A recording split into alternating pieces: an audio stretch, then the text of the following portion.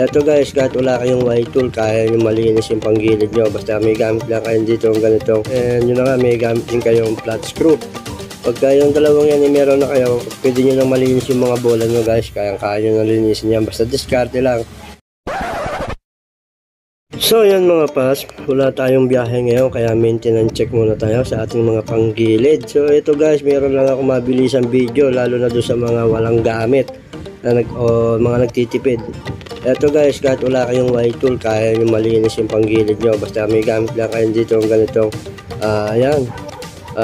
socket wrench. And yun na nga, may gamit din kayong flat screw. Pagka yung dalawang yan ay meron na kayo, pwede nyo nang malinis yung mga bola nyo guys. Kaya nyo nang linisin yan. Basta diskarte lang. Sabi ko nga lagi sa mga video ko guys, mas mainam na meron po tayo para at least naaalagaan natin. And yun na nga, nakakatipid pa tayo. Then ito guys, ikakalang lang natin yan dito. So ito namang binibigay kong video guys, nasa sa inyo na kung gagayahin nyo hindi. Para sa akin lang kasi habang wala pa talaga akong gamit, ito na nga, gusto ko lang maglinis ng aking panggilid. Ito, sinalpa ko lang dito yung socket wrench dyan sa tagiliran na yan. Then pinili ko lang yung pinakamatibay na parte ng ating panggilid, ng ating tulay.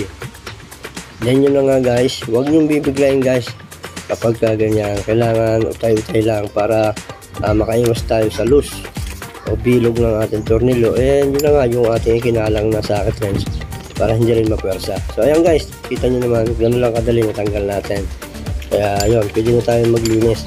And hindi lang yan guys, ipapakita ko rin naman sa inyo kung paano naman magbalik ng walang pangontra o walang white tool.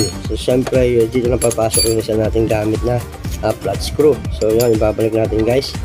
So iigtingan naman natin yan yung tornilyo para may pakita ko sa inyo kung anong paano yung diskarte naman para mapaigting natin yung ating kulay dito sa unahan. So lagay ko lang itong tornilyo, and yun nga pinakangipin-ngipin para hindi malaglag yung ating kulay na washer.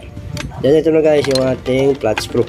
Ayan na, isingit lang natin yan guys dito sa tagiliran na dun sa ating Bendix drive. Kung natatandaan nyo, ayan, yung Bendix drive nyo may ngipin-ngipin sa pinakahuli ng ating kulay. Yun na guys, ito, iigtingan na natin. Ayan, ganyan lang kadali guys. Kahit wala kayong white tool, kaya nyo na maglinis ng ating bola o ng ating kulay. Yun lang guys, and sana nakatulong yung video ko to para sa mga katulad ko rin lang baguhan na yun na nga, nagtitipid.